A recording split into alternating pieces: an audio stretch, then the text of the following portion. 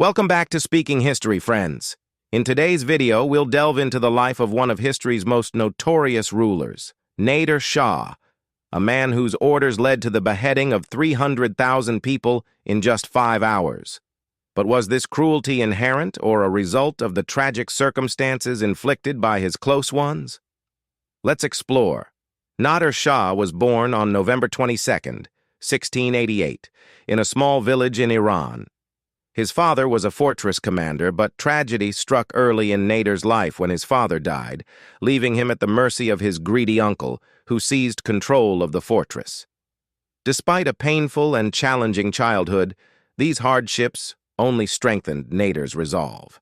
Upon reaching adulthood, he vowed to reclaim his father's rights and avenge his past sufferings. Nadir gathered a band of outlaws and began raiding caravans, gaining power and notoriety. Eventually, his influence grew so much that even the Shah of Iran feared him.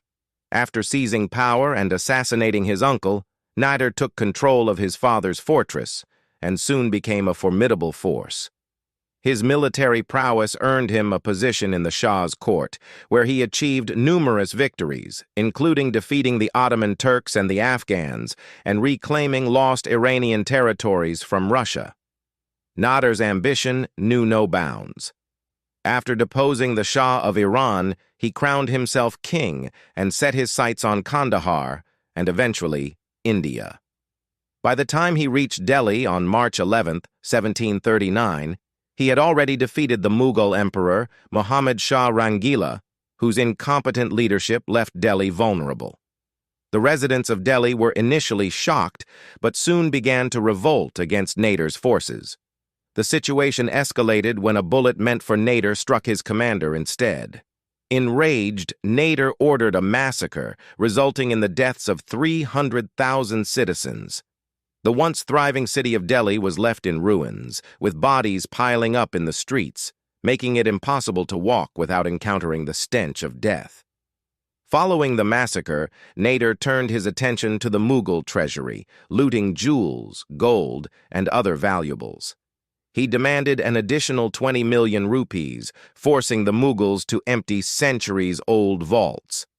The wealth that had been accumulated over 400 years fell into Nadir's hands, including the famous Koh-i-Noor diamond. Nadir left Delhi with an unimaginable amount of wealth, horses, elephants, and more. Even after this catastrophic event, the Mughal rulers returned to their indulgent ways, seemingly unfazed by the devastation.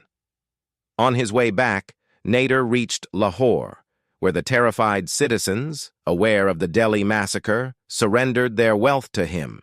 He then turned his attention to Sindh, punishing its ruler for ignoring his summons.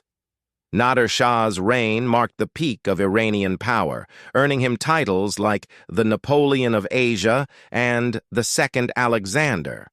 However, his final years were marred by paranoia and cruelty, leading him to blind his son and heir, Reza Kohli, out of mere suspicion.